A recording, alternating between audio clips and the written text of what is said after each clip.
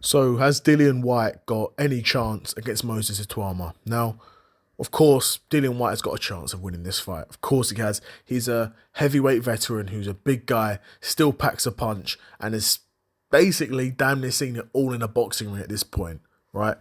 He's been in there with some world class operators, your Tyson Furies. He's been in there with your Povetkins, your Anthony Joshuas, your Derek Chisoras, your Joseph Parkers. He's been in there with a lot of guys, a lot of really high level guys who are really good boxers, right? His resume knocks Moses Itauma's resume out of the water. They're not even in the same, not even in the same category, right? Dillian Whyte's beaten world champions, beaten guys who were former world champions, beaten guys who have gone on to win world championships and lost to world champions as well. Whereas Moses Itauma has not boxed anyone even close to that level. That being said, that was a long time ago for Dillian Whyte. That wasn't like it was a year ago, 2 years ago. It was quite some years ago when he was fighting these high-level guys. Of course, he fought Tyson Fury in his big opportunity for a world title fight, and he went out with a whimper. He got knocked out, put on his ass by Tyson Fury, and obviously, naturally, there's no shame in losing to Tyson Fury, but losing like that to Tyson Fury is not a good look at all. And that was his big opportunity. That was his one big chance, and since then, your career's only really going to go down in one way from there, to be honest. You reached the height, you didn't make it, and now you're sort of just left to pick up the pieces. Now, he did fight Ebenezer Tete in a performance where he didn't look particularly good at all, but that was a win, and that was his last fight. So if we're going off what we've seen most recently, I do think Moses Itauma beats that Dillian Whyte.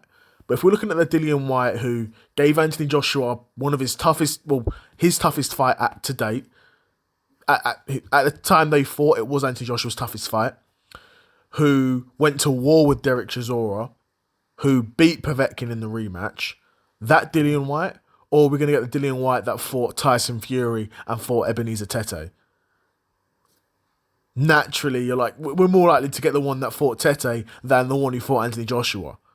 He fought Anthony Joshua, 10 years ago at this point? Right? Of course, Dillian Whyte, he's still a big guy. He's no small heavyweight. He's not getting bullied around the ring. And if anything, he still packs a punch. But his chin's always been suspect at heavyweight. It is what it is, because you're always going to be getting hit in the head by big guys. So your chin is what your chin is, right? But his chin's always been suspect. His drug test history has also always been suspect as well, right? And I'm assuming, I don't know, if he's clean for this fight, if he's not clean, I don't know. I don't know the situation there. I know he's failed a number of tests. But it seems like it's not really talked about. I think because he's British and because he's quite likeable outside of the ring. I don't think a lot of people really talk about it, but he's failed a lot of drug tests. And if it was anyone else, there'd be a lot more sort of controversy around it. But it doesn't seem to be the case for Dillian Whyte for some reason. Like I said, a big puncher. And if you're a big puncher at heavyweight, with the experience that Dillian Whyte's had, you're always in with a puncher's chance, at least. Right? But you look at Moses. Moses is, even already, we're probably looking at someone in Moses who's got a better boxing IQ than Dillian Whyte too, which sounds crazy to say, but Dillian Whyte can tend to get wild in there. He can tend to get wild in there, and boxing is already a wild sport, but when you're in a fight, it's already wild. You see the top guys in the sport, they control the chaos, right? They don't give in to it, they control it, right? And Moses Itauma is looking like he could be one of those boxers that is able to control it. We don't know yet because he's not fought anyone to the level of Dillian Whyte yet. We will find out in this fight, which is what makes these fights interesting, because for me, when I see these fights get booked, I'm thinking, this is a fight that's going to answer questions. We're going to find out the level of both guys. We're going to find out, because if Dillian Whyte wins this, then he's probably 2 wins away from being right back at the top at heavyweight and maybe getting the AJ rematch.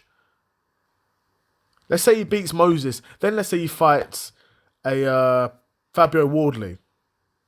And he wouldn't beat a Fabio Wardley, but let's say he could beat a Fabio Wardley. He's right in there. He's calling for Joseph Parker rematches. He's calling for Anthony Joshua rematches. And those are the biggest fights Chisora will be able to get. So there's a lot on the line for Derek Chisora. A lot on the line, if not even just pride. You're a guy, you're Your guy who's coming in against this kid, you want to beat him, of course. There's manly, natural manly pride there. So he's not going to come in and roll over unless Moses forces him. Moses looks like a different breed, you know. He's fast, he's strong, he puts his punches together. He clearly packs a punch. He's stopping a lot of these guys. And he's doing it in a fashion where you want to carry on watching, but you almost want to be like, I don't even want to watch this anymore because he's just beating up on dudes, right? And Balogun was, I guess, a bit of a step up. You look at his record, I think he was back like 21-1. Not a bad record at all, but still, there's levels to this. And he's not on the level of Dillian Whyte, Mike Balogun. But we'll find out if Moses Itauma is. I think Moses Itauma is on the level. I think he can beat Dillian Whyte. I think he will beat Dillian Whyte. And he's going to do it in quite violent fashion, in my opinion.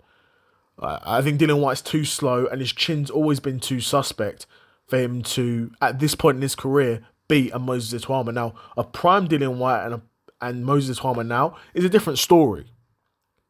Because a prime Dillian Whyte gives you a lot more problems. He's a lot wilder, naturally, pardon the pun, a lot wilder. Still got the athleticism there, and he's still a big dude, and got that power. And it's probably a bit less gun shy as well at this point in his career, right? At this point in his career, he's had a number of wars, a number of losses. He probably doesn't even want to go in there and have a war. But Moses Itauma's going to force that pace. If Moses Itauma's got the high boxing IQ that I believe he has, he's going to go in there and push a pace on Dillian Whyte from early. Because he can. And Dillian Whyte's not going to have the gas tank for it. If Moses is able to find his jab, start landing some shots, and apply that pressure, by the 3rd or 4th round, Dillian Whyte will be gassed.